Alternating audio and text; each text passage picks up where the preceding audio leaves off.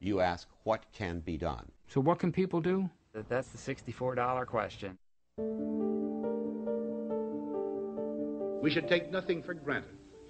Only an alert and knowledgeable citizenry can compel the proper meshing of the huge industrial and military machinery of defense with our peaceful methods and goals. You can say what you want to about the military-industrial complex, but quite frankly, the buck stops with our members of Congress. The supplemental $25 billion included in this bill for operations is not enough. $98 million to upgrade the fleet of B-2 bombers. Today, the government's resources are being spent so heavily in areas that don't return value for the American public. And at some point, the government policies just become so out of whack with what the country actually needs. Our country spends more on defense than all of the other 18 members of NATO. No one has any doubt about the need to defend the country. But if the money we spend on foreign affairs in the United States today, 93% of it is controlled by the Pentagon, 7% by the State Department. That's militarism. That's not defense of the country. The dominant thought process has been that we're in this new terrorist world. Well, you know, it's serious, but it's nothing like the threats we faced in the past. This is not Joe Stalin. This is not Adolf Hitler. There is no doubt that Saddam Hussein now has weapons of mass destruction. And insofar as people realize that they've been manipulated about the extent of the threat, then the support for those politicians, for those policies, drops. If you can take care of another country, what about home?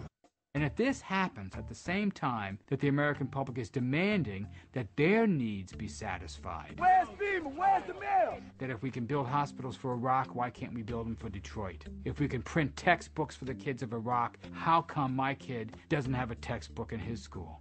If that pent-up social demand hits at the same time as the threat decreases, bang, you have a transformational moment in American politics. Our toil, resources, and livelihood are all involved. So is the very structure of our society. I think my grandfather would be very sympathetic to our domestic situation here. Life is hectic. Life is busy.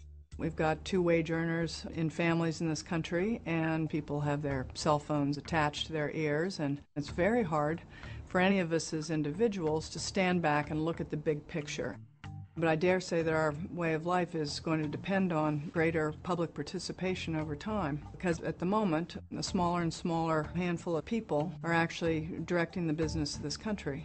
Democracy fundamentally is not a spectator sport. This is what democracy looks like. Tell me what democracy looks like. People do need to question their government frequently and often, and this is the message the Founding Fathers told us. They said, you can't trust your government. You have to be a participant. The only thing that would reinvigorate the Republic today is a renaissance of outraged citizens who are well informed, who are using the internet to get around the channeled propaganda information they're being fed every day.